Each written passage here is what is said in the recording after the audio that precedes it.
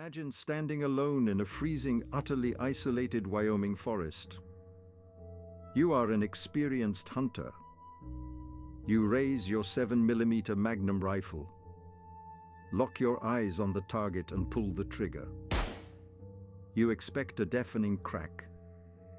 You expect the violent, heavy kick of the recoil against your shoulder. But nothing happens. There is no sound. There is no recoil. Instead, the entire forest goes dead silent. The wind stops. The birds freeze. And to your absolute horror, you watch as your high-velocity bullet leaves the barrel and simply floats. It drifts forward in extreme slow motion, like a leaf suspended in water, before falling harmlessly into the soft snow just 50 feet away. When police investigators finally recover that exact bullet from the snow, what they find destroys every known law of physics. The bullet never hit a rock. It never hit a tree. Yet it is completely crushed, mangled, and turned inside out, as if it had struck an impenetrable, invisible wall of solid steel. But that is only the second most impossible piece of evidence found that night. 5 miles away from where that shot was fired, search teams found the hunter's two-wheel drive truck resting at the bottom of a steep, muddy, deeply wooded ravine. There were no tire tracks leading down the hill, no crushed bushes, no broken branches. The 2-ton truck had not been driven there. It was physically impossible for any vehicle to reach that spot without being dropped directly from the sky. Welcome to the Archives of Blood. Today we open the files on the Carl Higdon Incident, a case that leaves us with terrifying physical evidence of the impossible. On the afternoon of October 25, 1974, 41-year-old Carl Higdon drove his company truck deep into the desolate terrain of the Medicine Bow National Forest. He was a grounded, practical oil field worker, a man not prone to stories or hallucinations.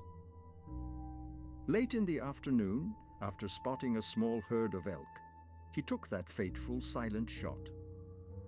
But right after watching his bullet drop harmlessly into the snow, a tingling sensation crawled up his spine.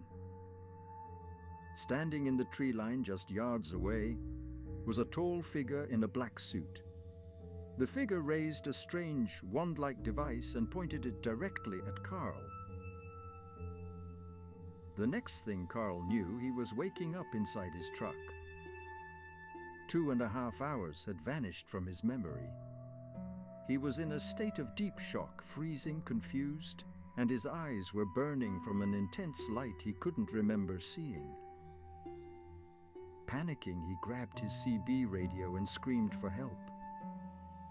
The local sheriff and a search party located his signal around midnight. But when they arrived with their flashlights, they were stunned. Carl's truck was trapped at the bottom of a dense, rugged valley 5 miles away from the area he had been hunting. The sheriff systematically searched the perimeter. There were 0 tracks in the mud. The terrain was incredibly steep, heavily forested, and littered with massive boulders.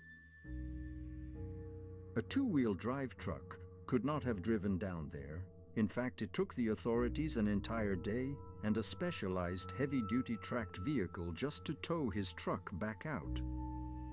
How does a heavy vehicle cross 5 miles of impassable wilderness and end up at the bottom of a ravine without leaving a single trace on the ground?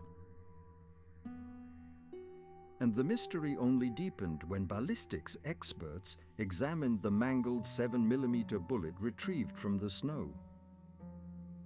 The heavy metal was flattened with an immense, unexplainable force, yet bore no microscopic scratches from stone or bone.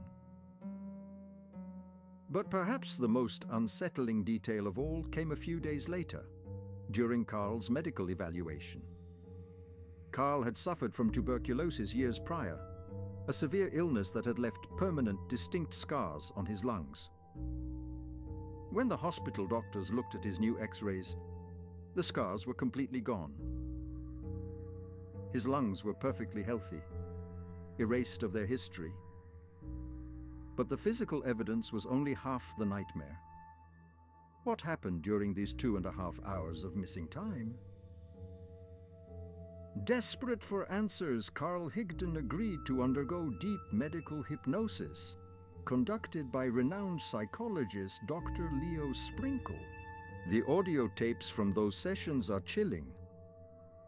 Under hypnosis, Carl recounted that after the bullet fell to the snow, the tall figure approached him. The entity called itself Uso. Carl described being pulled into a transparent cube-shaped craft. Inside, the laws of gravity did not exist. He saw the 5 elk he had been hunting, frozen in a state of suspended animation within an invisible cage. The entity offered Carl a single small pill.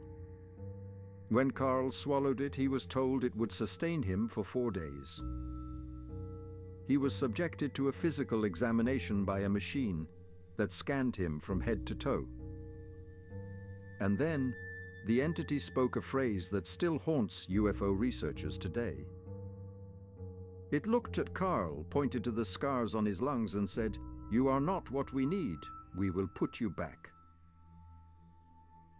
The craft then dropped his heavy truck into the deepest, most inaccessible part of the valley and simply vanished. Let's talk about the ballistics of that 7mm Magnum bullet again.